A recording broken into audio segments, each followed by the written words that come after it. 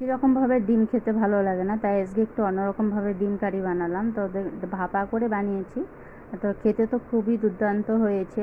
তো কীভাবে বানিয়েছি চলো দেখাচ্ছি।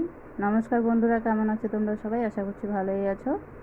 এখানে দেখো আমি নিয়েছি 3টে ডিম, কুসুমগুলো ভাঙে নেই, গোটা গোটা আছে। আর এখানে নিয়েছি লঙ্কা কুচি আর পেঁয়াজ কুচি। পেঁয়াজ কুচি আর লঙ্কা কুচির মধ্যে দিয়ে দিলাম সামান্য লঙ্কার গুঁড়ো।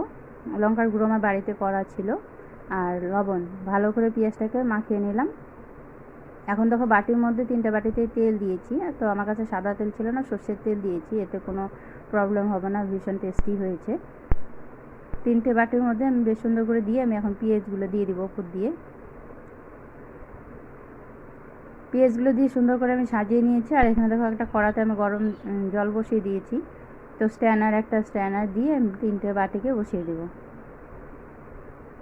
বসিয়ে ঢাকা দিয়ে আমি রেখে দেবো কিছুক্ষণের জন্য। তো হাই হিটেই আমি বয়েল করব, কারণ জলটা আমি কমই দিয়েছি, এতে বাটির মধ্যে জল ঢোকার কোনো ব্যাপার নেই। আর ডিম যেহেতু সহজে হয়ে যাবে। দেখো হয়ে গেছে, কত সুন্দর রেডি হয়ে গেছে ডিম ভাপা। তখন আমি গ্যাসটা অফ করে ডিমগুলো নামিয়ে নিচ্ছি। তো দেখো কত সুন্দর হয়েছে, দেখতেও ভীষণ সুন্দর হয়েছে।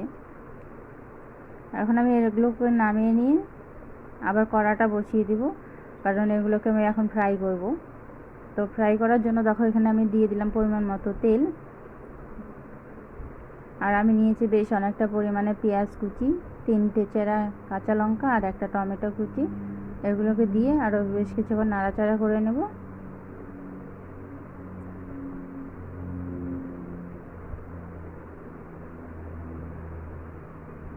আমি বেশ কিছুক্ষণ ধরে পেঁয়াজগুলোকে একটু ভাজা ভাজা করে নিয়েছি। পেঁয়াজগুলোকে কিছুক্ষণ টাইম ধরে ভাজা ভাজা করে নিয়েছি। এর মধ্যে দিয়ে দিলাম পরিমাণ মতো লবণ।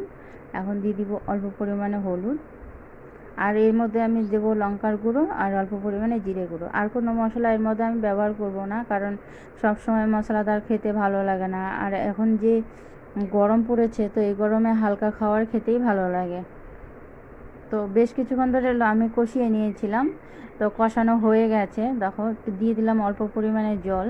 তো জলটা দেওয়াতে পেঁয়াজগুলো একটু সেদ্ধ হবে। আর সামান্য পরিমাণ লঙ্কার গুঁড়ো দিলাম কালারের জন্য, আর অল্প জিরে গুঁড়ো। এখন এগুলোকে দিয়ে আমি ডিমগুলো দিয়ে দিচ্ছি। তো ডিমগুলো দেখো খুব সহজেই আমি দিতে পারছি, কারণ ভেঙে যাচ্ছে না। ডিমগুলো দিয়ে আরও বেশ কিছুক্ষণ আমি এখন বয়েল করে নেব।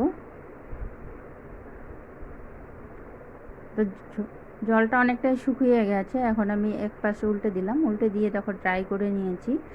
এখন আমি নামিয়ে নেব।